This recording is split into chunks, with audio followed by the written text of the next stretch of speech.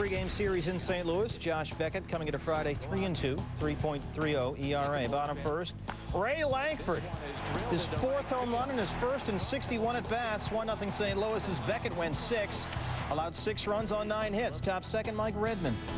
2-1 pitch. Tony Womack. Womack goes to first instead of second, so Hee-Seop Choi gets into a rundown. Hello, and that allows the runner to score. That's fundamentally unsound. We're tied at 1. Bottom 2, Hector Luna. Starting for the injured Edgar Renteria, who had a sore back. RBI single. Jim Edmonds comes in, and the Cardinals are up 2-1. Top 5, 3-1 St. Louis. Redmond batting. And Tony Womack going to get another chance. Starts the 4-6-3. That ends the inning as Jason Marquis allows just 2 runs on 5 hits in 7 2/3. St. Louis has won 4 of 5. Phillies and Rockies. Why does Jim Thome seem a little disconcerted or miffed, as they say? Well, the bottom of the 4th, Matt Holliday at the plate with 1 on. Pops up. It's a foul ball. Yeah. Well, Thome, yeah, he has the ball, right? But he has it, and he lets it drop out of his glove. You never see that. Next pitch, Holliday again pops it a foul to don't first. tell me. You think Jim's still thinking of that other one? He can redeem himself, but no. Drops it again. 2 errors for Thome. Wait a minute. Holliday popping it up to second this time. Tomas Perez, what is up? No infield fly. Holliday out at first. Charles Johnson tagged out while walking away. Double plays a heads-up play by Perez. But what's with the drop balls? It's not good. 6th inning, 4-3 fields. Jeremy Burnett pops it up. No. Thome, No. use 2 hands. Come on. My son does that in Little League. Fans applaud the catch. Good coach. Yeah, Thome just relieved that he can catch the darn ball.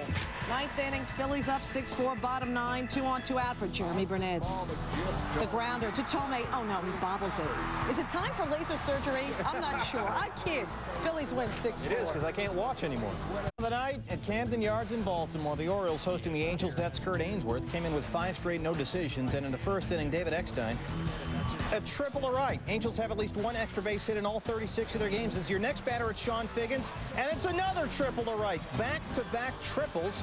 Eckstein can score, and the Angels are up 1-0. First back-to-back triple to lead off the game since the Cubs' Sean Dunston and Mickey Webster did it in 1988. It was that kind of game. Second inning, they're full for Figgins. Say hello to a little fry. His first career home run is a grand slam. The Angels are up 7-0. Last Angel to hit a grand slam is his first major league home run, Buck Rogers in 61. Angels up 9-0 in the 3rd. It's Figgins again into no man's land. Now he's a double away from the cycle. Bottom 5, Bartolo Colon stake to a 9-3 lead. That's a big lead. Speaking of big, let's take a look at Bartolo Colon. I don't want to say he sits around the house, but he sits around the house. I'm not going there. He's beefed up a little bit. Colon to big hitter Rafael Palmeiro. A 2-run shot is 6th. Career home run number 534. Ties him with Jimmy Fox for 12th all time. Here's a look at some of the other guys that he will be approaching, including Sammy Sosa, Mike Sosa, pensive. Angels up 9-6 in the 8th. Figgins. Chance at the cycle, singles to left. His 4th hit of the game. He went 5 for 6. Bottom 9, Luis Matos. Taking Troy Percival yard, and the Orioles are back within 2. It's 9-7. Percival in danger of blowing his 3rd save in 12 chances. Later in the inning, 2 outs. They're on the corners for Miguel Tejada. Orioles trying to pull off a miracle comeback here. There goes Melvin Mora. Steals second. Now both guys are in scoring position. They are a base hit away from tying the game, and Tejada trying to provide it. A huge 2-out, 2-run single, and Baltimore has come back to tie it 9-9. Each team has scored 9 times. Extra innings, let's go top 10. Figgins, another chance at the cycle. Into left. Adam Kennedy gets waved in. Figgins reaches second, but they rule it a single. He had a career-high 6 RBIs, just misses the cycle, but gets the big hit. Anaheim has won 11 of its last 13. The Angels hold on and win 10-9.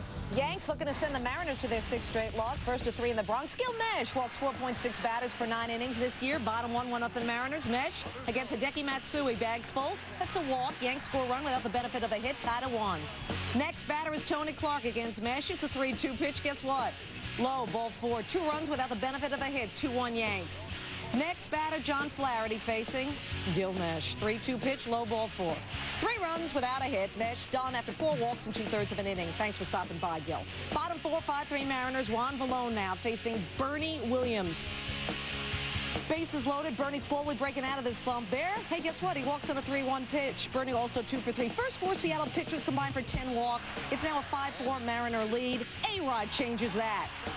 High fly ball. Raul Ibanez will make the catch, but John Flaherty would score on the sac fly. 5 runs without one single hit by the Yankees to tie it up. And then, hey, here's a wild pitch by J.J. Potts. Bases full. Sheffield scored 6 runs without one hit. Yankees win 9-5. Red Sox 12-6 losers at Skydome Thursday night, continuing their 4-game set against the Blue Jays. Top 1, Justin Middle with the bases loaded, uncorks one. Greg Zaunt can't handle it. Johnny Damon comes in, and the Red Sox have an early 1-0 lead. 2 on, 2 out in the 6th for Zaunt. Facing Derek Lowe. Mark Bellhorn. The Red Sox are a mess. 15 errors in their last 11 games. They've got 34 errors. Only the Tigers have more in the major leagues. It's 3-3. Top 8, Kerry Lightenberg hits Jason Varitek. 2 batters later, it's 4-3 Boston. Here's Kevin Millar. Chops it through. Varitek scores, and it's 5-3 Boston. Next batter, Lightenberg. Hello, way passes on. Gabe Kapler scores. It's a 6-run Boston 8th. Lightenberg allowed 5 straight batters to reach. He did not record an out. He throws to third here. Nice hustle, but it's a little too late. Did anyone hit it wicked hard? Hit an ugly one, 9-3. Nobody had. To stay unbeaten at 4-0, and he got some help, as pitchers usually do. The good ones, 2-0 Reds. Adrian Beltre on the ground to Barry Larkin. Larkin, I'll tell you, Larkin is youthful. I'm telling you, he's having a great year. Youthful? I don't have his stats in front of me, but he's 48. having a good year. But he's great. All right. At least he's not 65. Meanwhile, Wilson is kicking some serious butt. Beltre snaps a 16-game hit streak. Wilson gets Alex Cora, who is 0 for 3. 2 out. And then Wilson fans, Olmedo signs. Time for more information, because we're talking about Danny Graves right now. Tied for the Major League lead with 14 saves this year. Bottom 9, last chance for the Dodgers, but, Robin Ventura's got to face Graves, and he won't win that battle. Graves, career save number 146 with Cincinnati. He's got 15 saves this year and a 2-1 victory for Cincy. Pirates-Giants first to 3 in San Fran. Barry Bonds sitting out with back spasms. Willie McCovey looking on. Top 7, Jack Wilson on third after a triple. Here's Darrell Ward, a 2-run shot, his second homer in 2 days. Just called up from the minors last week. He ties it at 2. Top 8, here's that Ward guy again. Singles to left, the run's going to come in, and the Pirates have a 3-2 lead. And they would add to that here in the 9th. Rob McCoyak, his solo shot is 5th. Here's a stat for you. Yeah. Jose Mesa, 10 saves and 10 chances. Oh, my Pirates goodness. win 4-2. Game was exciting. D-Rays in Cleveland. 7-5 Tribe runner on third. Rafael Betancourt facing Julio Lugo, and Lugo will make Betancourt work. He simply fouls off 6 pitches, does Lugo, but it's going to be well worth the wait for Julio. The patience pays off, because eventually, on the 11th pitch, Lugo will do that. A 2-run home run. Lugo went 3 for 5. He's hitting .288. He tied a career high with 5 RBIs. Tie game, bottom 10, Casey Blake, Lance Carter. Casey Blake, his first career walk-off homer. The Tribe win. Said Blake, a homer never crossed my mind. Well, boy, his teammates sure glad it eventually did. 8-7 final. For the Mariners, visiting the White Sox for the first of 3. That's Tommaso Marte pitching for Chicago in a very dicey 8th inning, facing Doug Minkiewicz. 3-2 pitch. No. Next batter's Torrey Hunter. And Torrey walks on 4 pitches. Next up, it's Jock Jones, and as they say, those walks will kill you. RBI single. They're going to wave Minkiewicz. Jones was 3 for 3, and that's a big hit. Ties it at 2. That's it for Marte. He's pulled for Shingo Takatsu. Same inning now. Get Lou Ford up there. Lou Ford up the middle. There's not going to be a throw. Hunter scores, and Minnesota has a 3-2 lead. Bottom 9, Joe Nathan in for the save. Uh-oh, we got a walk-off, strike him out, throw him out. And the Twins win 3-2. Nathan's 11th save and 12 chances. The White Sox have lost 6 of 9. Motown Tigers hosting the Rangers. Gary Knotts making his first start of the season for the Tigers. And that reminds us of some other famous Knotts. Don Knotts of Mr. Furley and Barney Fife fame. He did win 5 Emmys, And, of course, who could forget the cast of Knott's Landing? I had, actually. I figured you did. Hey, let's see how this Knotts did. Gary had it going on, dominating from the get-go, even surprising his manager, Alan Trammell. He didn't allow a hit until the 5th inning. Knott struck out 4 of the first 6 batters he faced. Top 6, Michael Young on third after a triple, nobody out. Scores 3-1, by the way, Tigers. Alan Trammell comes out, removes Knotts, and then, whoa, Pudge, no doubt, his 7th of the year, 32 RBIs. Incredible. The Tigers win 7-1. It was a fastball cutter, said Pudge. Orioles A's, 1-3, Kauffman Stadium. Top 1, Eric Karros hitting a $140. And hitting this one. This is way up there. Eventually it hits the foul pole. Karros is 2nd of the year, makes it 4-0 Oakland.